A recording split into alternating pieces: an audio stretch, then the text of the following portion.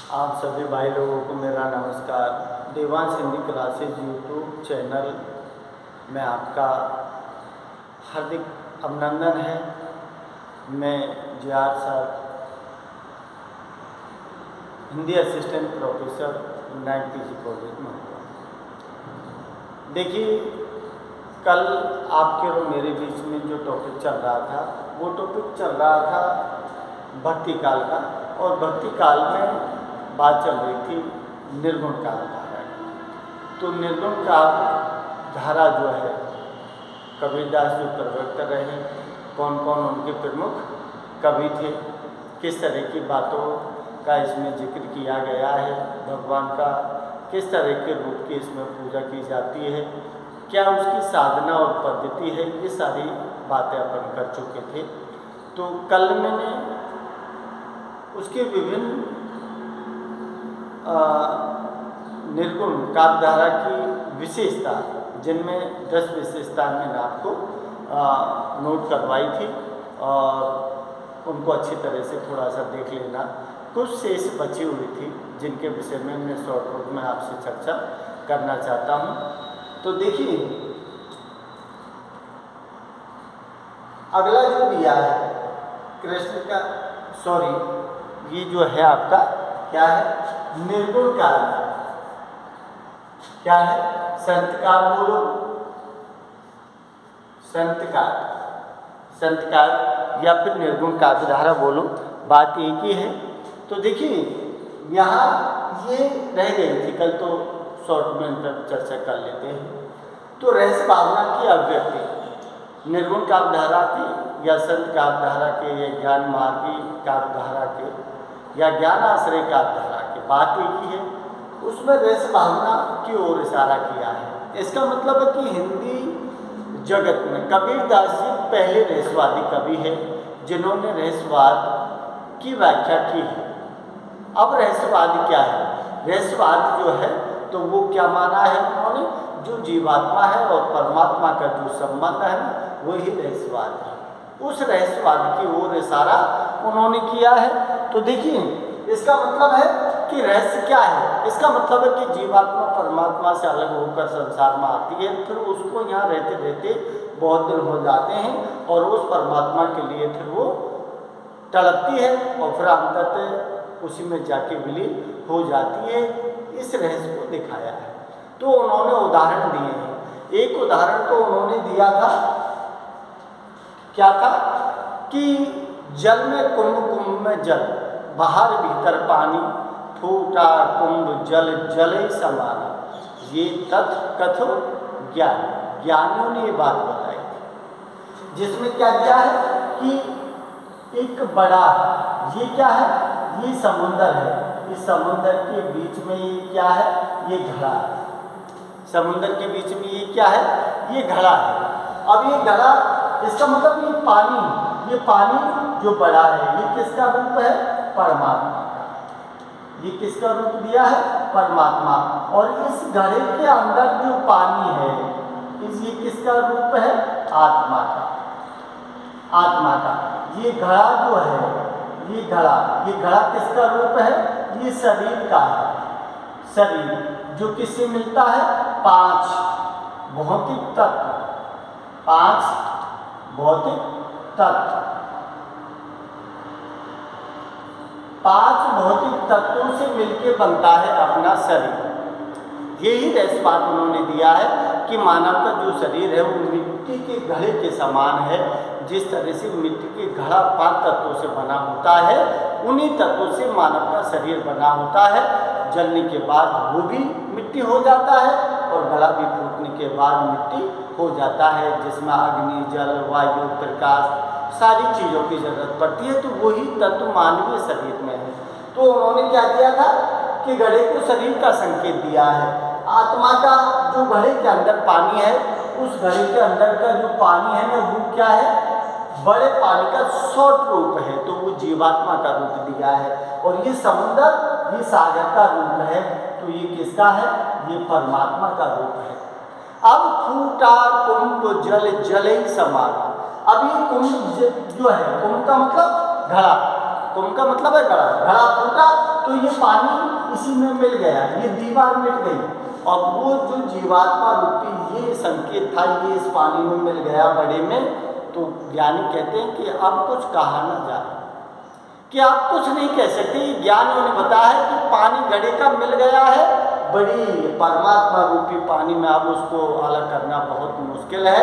इसका मतलब है कि रहस्य क्या है कि जो चीज़ जहाँ से आई थी वो वहीं चली गई है। ये रहस्यवाद दिया था। दूसरा उदाहरण उन्होंने दिया है कि पानी से हिम बया हिम हो गया मिलाए, कब था सो भया, अब कुछ कहा ना जाए। पानी से हिम बया, अरे पहले क्या होता है, पानी मान लीजिए कोई पानी टपक रहा है, और ये पानी टपकते हुए ये क्या बन गई, ये बर्फ, ये बर्फ की सिल्ली बन गई। तो ये बर्फ की सिल्ली क्या हो गई आपकी, ये शरीर हो गया। बर्फ की सिल्ली आपकी क्या हो गई, शरीर हो गया। और ये पानी क्या बन गया, परमात्मा। इसका मतलब परमात्मा का अंश इस बर्फ के अंदर है। उनका कहने का मतलब क्या है कि परमात्मा जो पानी है इसका अंश इस बर्फ ठोस आकार, बर्फ के क्या हो गया, ठोस आकार, लेकिन अंश किसका है, उस पानी का। अब इस बर्फ के ऊपर जब सूर्य की किरणें पड़ी, जब सूर्य की किरणें पड़ी तो फिर से ये क्या हो गया, फिर से ये पानी बन गया। इसका मतलब है कि जो था सो बहा, पहले पानी था, बर्फ बना, बर्फ से पिघलकर फिर पानी हो गया, जो था सो बहा, अब कुछ कहा ना जाए। इसका मतलब पूरे रहस्यवाद को उन्होंने दो उदाहरण देके बिल्कुल क्लियर कर दिया है कि रहस्यवाद क्या है। कबीरदास हिंदी के क्षेत्र में पहले रहस्यवादी कवि है जिन्होंने इस चीज़ को समझाने का प्रयास किया है। एकेश्वरवाद के समर्थक है। एकेश्वरवाद का मतलब है कि ब्रह्मा विष्णु महेश जो है वो सगुण साकार के मूर्ति पूजा की ओर इशारा किया है। उनके आराध्य देव देवता अलग हो सकते हैं, हम नहीं मानते। हम किस पर बल देते हैं, एकेश्वरवाद के।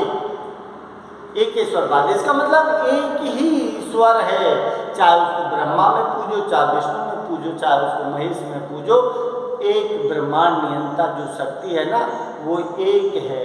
तो एकेश्वरवाद के समर्थक के रूप में उन्होंने बल दिया है।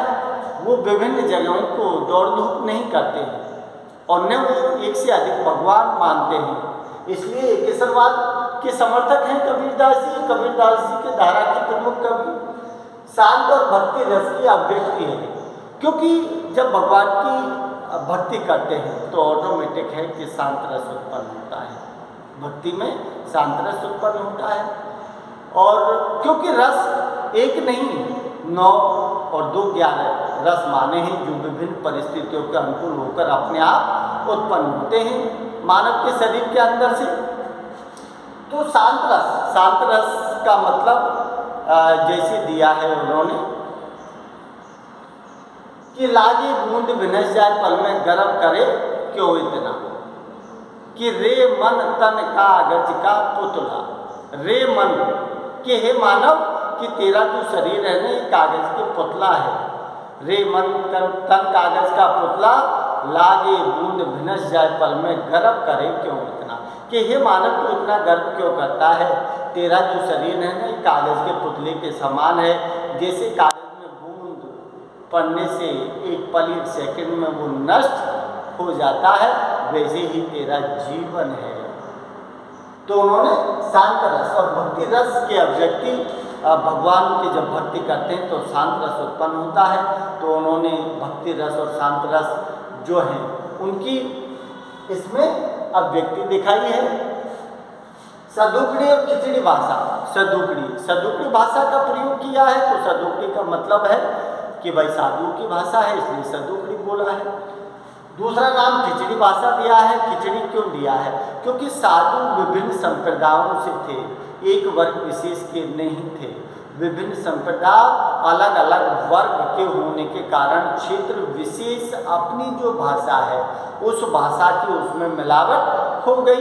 कोई अपनी भाषा का है, कोई ब्रज का है, कोई ढूंढाडी का है, तो कोई हाड़ौती का है, तो कोई बुंदेलखंड का है, नहीं क्या। कोई मेवात का है तो अलग अलग भाषाओं का मिश्रण होने के कारण इसको क्या बोल दिया, खिचड़ी भाषा। क्योंकि खिचड़ी कैसे बनती है, खिचड़ी अपन बोलते हैं तो खिचड़ी हमेशा एक से नहीं बनती है, उसमें तिल भी है और उसमें और जो दाल भी है, उसमें चावल भी है, उसमें मूंग भी डालते हैं, कई चीज़ डालते हैं जब वो खिचड़ी बनती है।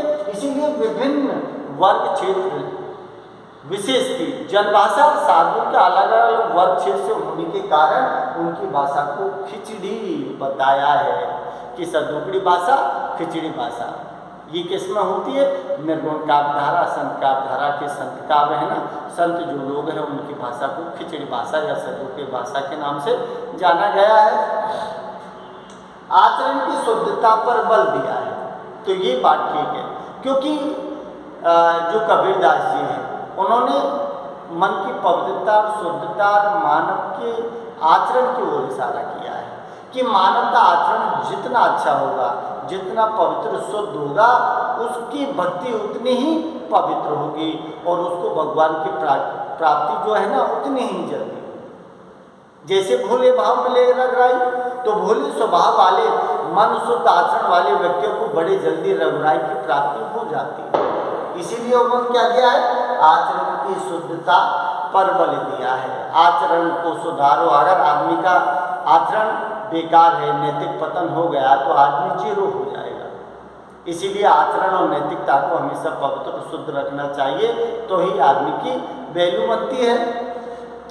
सर्वव्यापक निर्गुण ब्रह्म की उपासना है। सर्वव्यापक इसका मतलब ऐसा ईश्वर नहीं जो सगुन की तरह है, जो किसी मंदिर में बंद है, किसी मस्जिद में बंद है, किसी चर्च गिरजाघरों में बंद है। ऐसे ईश्वर की कल्पना नहीं करते हैं कबीरदास जी। वो कैसे ईश्वर की कल्पना करते हैं, जो सर्वव्यापक है। सर्वव्यापक इसका मतलब पूरा ब्रह्मांड में सभी जगह वो कण कण में समाया हुआ है। इसीलिए निर्गुण ब्रह्म की, ऐसे निर्गुण ब्रह्म की स्थापना की है जो इन सारे गुणों से परे है, निराकार है, कोई आकार नहीं है। ऐसे ब्रह्मांड नियंता की ओर इशारा किया है।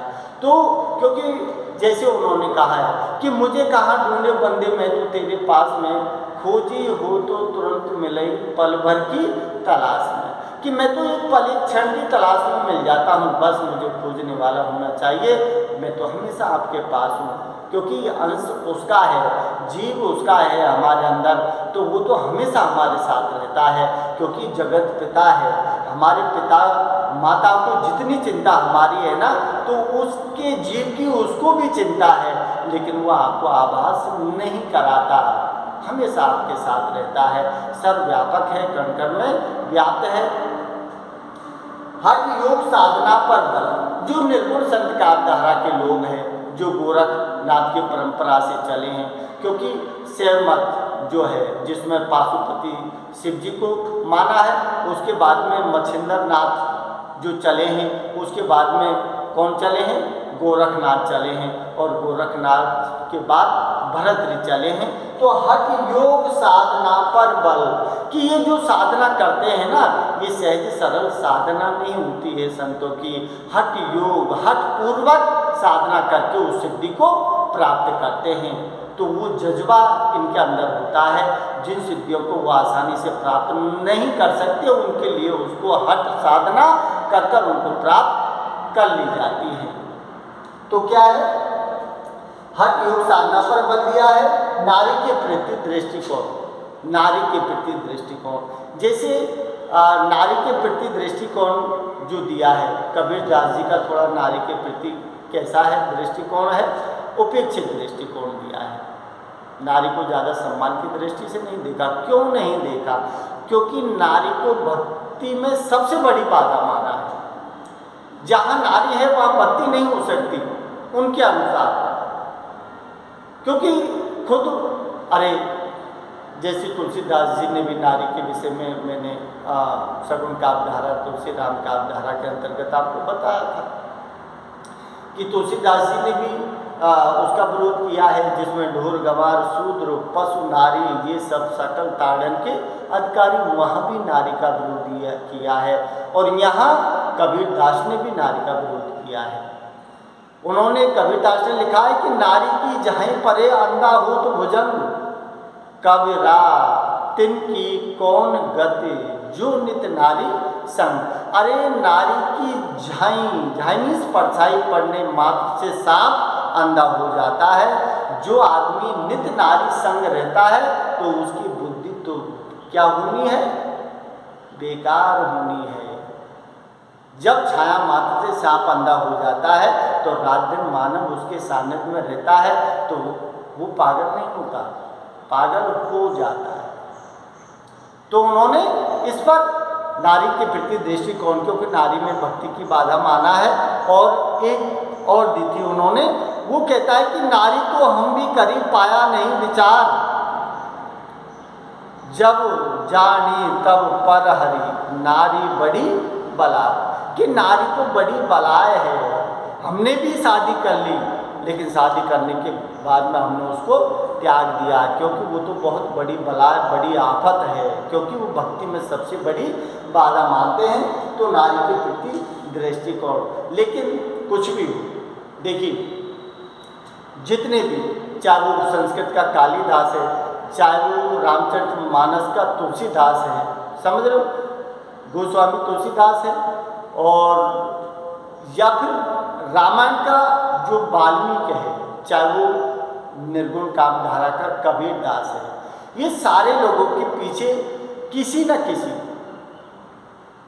बिल्कुल कालिदास के बारे में बताया जाता है कि बहुत बड़ा मूर्ख था, वाल्मीकि के विषय में बताया जाता है कि वो डाकू था, कालिदास के विषय में तुलसीदास के विषय में बताया जाता है कि वो कामांध था, है। और कबीरदास जी के विषय में कहते हैं कि बिल्कुल अनपढ़ गंवार थे, सूरदास जी निरंद अंधे थे, लेकिन इतना कुछ होने के बाद भी ये संसार में अपना नाम अमर कर गए। क्योंकि जब आदमी अपने तन मन को भगवान के प्रति समर्पण कर देता है ना, तो उसका आशीर्वाद पूरी तरह से उसके ऊपर हो जाता है।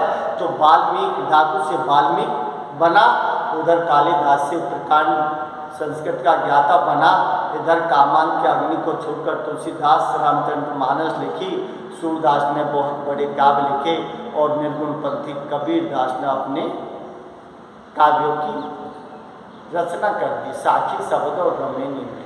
तो ये सब कुछ संभव जब है, जब हम पूरी तरह से भगवान के प्रति समर्पित होते हैं, तो ये सारी चीज़ें अच्छी हैं। और भगवान का आशीर्वाद जब मिलता है तो वो दिल खोल के देते हैं, उसका भवसागर से बेड़ा पार कर देते हैं।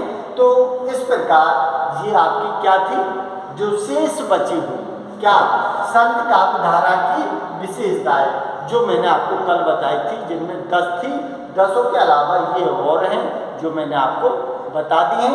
इनके अलावा और भी जो है, जिसमें क्या है कि छंद अलंकार, सीधी बात है, छंद अलंकार, अरे सहज सरल भाषा का प्रयोग क्या है, छंद अलंकार। अरे सीधी बात है कि जो भी कविता पद्यभाग होगा उसमें छंद अलंकारों का प्रयोग होगा। तो छंदों में दुआ है, सौटा है, और लाला है, दूर्तुवलंबित है, मंदाक्रांता है, नहीं क्या, और उधर चलिए से यमक है, और प्रेक्षा है, उपमा है, क्योंकि बहुत सारे छंद अलंकार हैं। तो उन सारी चीज़ों का इनमें प्रयोग किया गया है। तो इस प्रकार की आपकी बची कुची जो शेष कल से जो बची थी शेष, वो काल किसकी, संत काव्यधारा की विशेषता है, जिसमें पहली 10 कल हो गई थी, जिसमें 11वीं रस भावना की अभिव्यक्ति है, 12वीं एकेश्वरवाद का समर्थक है, और 13वीं शांत और भक्ति रस की अभिव्यक्ति दिखाई है, और 14वीं सदुकड़ी खिचड़ी भाषा का प्रयोग, आचरण की शुद्धता पर बल दियो, 16 सर्वव्यापक निर्गुण ब्रह्म की स्थापना है, और 17 हठी उपसाधना पर बल है, और 19 नारी के प्रति दृष्टिकोण दिखाया है, और छंद अलंकारों का प्रयोग। ये थे आपकी संत काव्यधारा की प्रमुख विशेषताएं। अगर आपको अच्छे लगे तो एक बार लाइक, शेयर और सब्सक्राइब जरूर कर देना। नमस्कार।